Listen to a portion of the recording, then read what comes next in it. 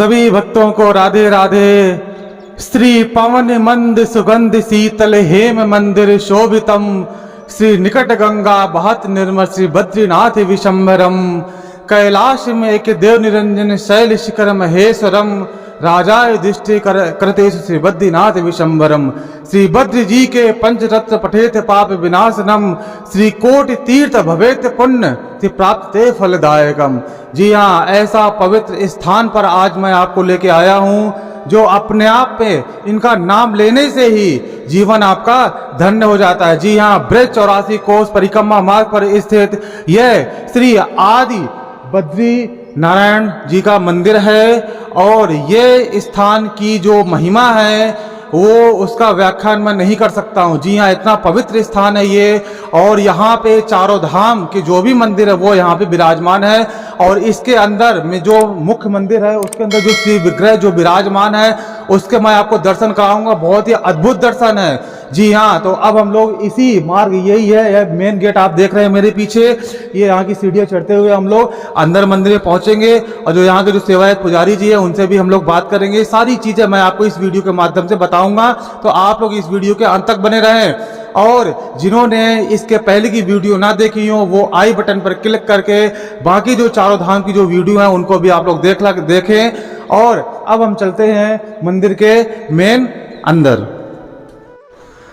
आदि बद्रीनाथ धाम का जो प्रमुख मंदिर है उसी के प्रमुख पुजारी जी, उनसे हम लोग बात करेंगे, और यहाँ की जो गूढ़ जो रहस्य है, इस मंदिर की प्रतिष्ठा कैसे हुई, इस मंदिर का क्या रहस्य है, यहाँ पे क्यों भक्त लोग खींचे चले जाते हैं, वो सारी चीजें हम यहाँ के महाराज से जानते हैं। महाराज जी राधे राधे। राधे राधे। हमारे YouTube चैनल के माध्यम से आप हमको बताइए कि इस मंदिर की जो प्राण प्रतिष्ठा है, ये जो मूर्ति जो श्री विग्रह विराजमान है वो किस तरह से यहाँ पे विराजमान हुआ।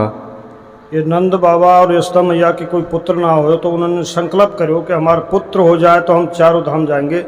पहले चारों धाम उत्तराखंड में ही थे। पहला धाम है सतयुग का, तो नारायण भगवान नंद बाबा के इष्ट, तो उन्होंने उनसे संकल्प करो कि हम आपका भोग लगाएंगे और आपके दर्शन करेंगे, हमारा पुत्र हो जाएगा। जब नंद बाबा यशोदा मैया 80-85 वर्ष के हो गए तो उनके कन्हैया आए, कन्हैया का अवतरित हुआ, और उसके बाद 8-9 वर्ष के हो गए जब नंद बाबा यशोदा मैया बोले कि अब हमारा लाला बड़ा हो गया है, जो हमने संकल्प करो उसको पूरा कर आए। तो नंद बाबा यशोदा मैया तो पहले पैदल जाते थे, तो रास्ते के लिए कुछ बना रहे पकवान वगैरह, तो कन्हैया शाम को ग्वाल वालों से खेल के आए, तो कन्हैया ने कहा कि बाबा ये किस लिए हो रहा है। तो नंद बाबा बोले कि लाला हमने आपके ऊपर संकल्प करो, अब आप बड़े हो गए तो हम चारों धाम जाएंगे। तो कन्हैया बोले कि बाबा आप बुढ़े हैं, आप कहाँ जाओगे, चारों धाम हमारे यहीं विराजमान हैं। तो नंद बाबा बोले लाला हमने तो कभी सुना नहीं, हम रहते रहते हम बुढ़े हो गए और चारों धाम हमारे यहाँ हैं। तो कन्हैया बोले कि बाबा हमारे साथ चलो, जो ये जगह है ये पहले से तपोवन था, यहाँ एक ऋषि हुए ऋभु नाम के, उन्होंने यहाँ 66,000 वर्ष तपस्या करी, तो भगवान उनको भी दर्शन देने और नंद बाबा को दर्शन कराने।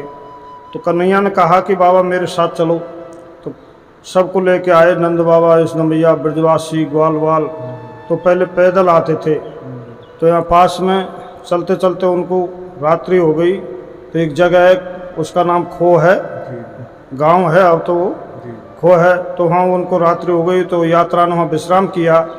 तो रात्रि में यहाँ कन्हैया ऋभु ऋषि को दर्शन देने के लिए आए, तो ऋभु ऋषि ध्यान में बैठे हुए थे, तो भगवान ने कहा कि ये तो ध्यान में बैठे, तो उनको आवाज़ लगाई ऋभु ऋभु, तो उनकी आँख खुली, उन्होंने देखा तो भगवान हैं, तो भगवान के दर्शन पाए, भगवान की स्तुति करी, तो स्तुति करके बोले कि अब भगवान के दर्शन हो गए तो इस संसार में हम रह के क्या करेंगे।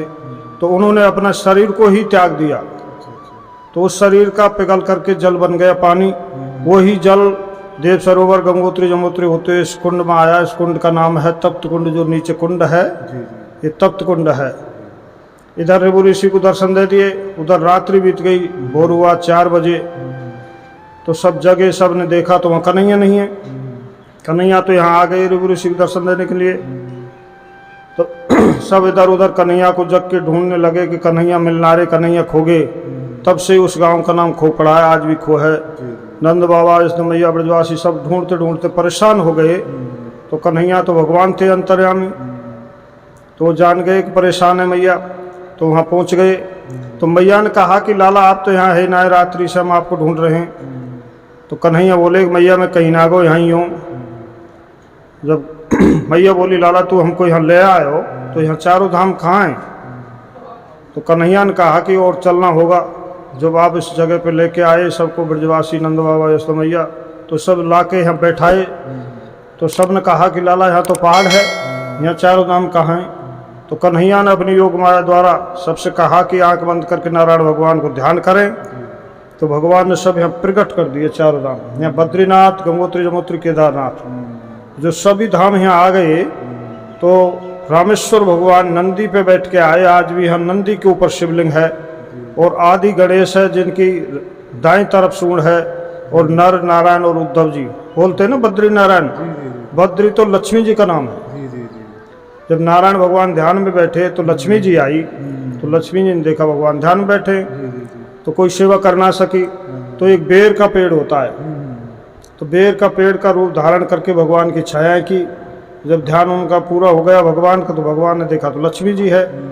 तब कहा कि आपका नाम पहले होगा, बाद में हमारा होगा। बद्री नारायण, नर नारायण और उद्धव जी विराजमान है। उद्धव जी जब द्वापर युग की समाप्ति हो गई, जब कृष्ण भगवान ने उनको भागवत दिया, कहा कि भद्र का आश्रम जाओ, इनका अध्ययन करना, तो उद्धव जी यहाँ भागवत सुनाते रहते हैं। और 1 किलोमीटर आगे गंगोत्री, जमुनोत्री, नारायण पर्वत, देव सरोवर, चंदन वन, ये सब चिन्ह के रूप में दर्शन हैं सभी। और केदारनाथ से यहाँ से 10 किलोमीटर है। ये यहाँ की कथा है। बोल बद्री विशाल भगवान की जय। और स्वयं कृष्ण भगवान के द्वारा ही ये मूर्ति स्थापना है, किसी के और द्वारा नहीं है। उन्होंने अपने माता पिता को, और एक ही उस चट्टान में है, एक ही शिला है।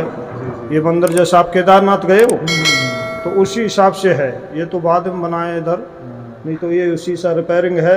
ये एक ही में है, स्वयंभू कृष्ण भगवान के द्वारा ही स्थापना ये है।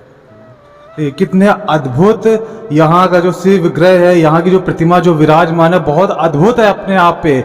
जी हाँ, एक बार मैं फिर से बता देता हूँ कि यहाँ पे जो भोलेनाथ, ये देखिए ये जो भोलेनाथ विराजमान है वो कोई साधारण नहीं। ये देखिए नंदी के ऊपर भगवान की शिवलिंग है। आप लोग देखिए जो नंदी भगवान बने हुए हैं उसके ऊपर भगवान की शिवलिंग विराजमान है। क्यों? क्योंकि ये भगवान रामेश्वर का स्वरूप है, और नंदी के ऊपर बैठ करके भगवान यहाँ पर आए हैं। ऐसा ये श्री विग्रह आप यहाँ पे देखिए। और उन्हीं के बगल में आप लोग देख रहे होंगे ये गणेश जी की प्रतिमा यहाँ विराजमान है। लेकिन इसमें अद्भुत बात यह है कि जो गणेश जी की सूंड होती है वो हमेशा बाईं ओर होती है, लेकिन इसमें भगवान जो गणेश जी की जो सूंड है वो दाहिनी ओर है। फिर आप लोग गौर से देखिए तो इतना विचित्र श्री विग्रह आपको सिर्फ आदि बद्रीनाथ धाम में ही मिलेगा।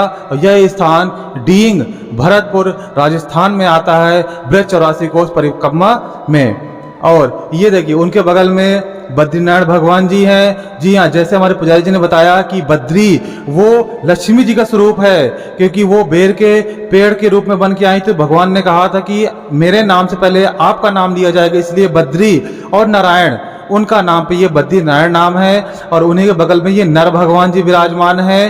और बद्रीनारायण बगल में श्री उद्धव जी विराजमान है। और आज भी भगवान जो उद्धव हैं वो अपार ज्ञान के भंडार थे, और आज भी यहाँ बैठ करके श्रीमद् भागवत का यहाँ पे पाठ करते हैं। ऐसे ये श्री उद्धव जी विराजमान हैं। और उनके बगल में श्री कृष्ण के जो स्वरूप में जो श्री नाथ जी हैं। जी हाँ, गोवर्धन में जो खुद भगवान श्री कृष्ण ने अपने एक दूसरा रूप बनाया था, वो श्रीनाथ के जीव रूप में लिया था, उसी का श्री विग्रह के आप लोग यहाँ पे दर्शन कर रहे हैं। और ये एक ही शिला, जी हाँ, जो केदारनाथ, बद्रीनाथ, रामेश्वरम और इसके 1 किलोमीटर दूर गंगोत्री और यमुनोत्री, ये चारों धाम ये एक ही शिला पर स्थित है। ऐसा ये विचित्र स्वरूप, ऐसा ये विचित्र भव्य नजारा आप लोग दर्शन कर रहे हैं। तो आप लोग भी बड़े सौभाग्यशाली और हम लोग भी बड़े सौभाग्यशाली हैं कि हम लोग को इस स्थान पर आने का मौका मिला। ये बहुत ही अच्छा स्थान है।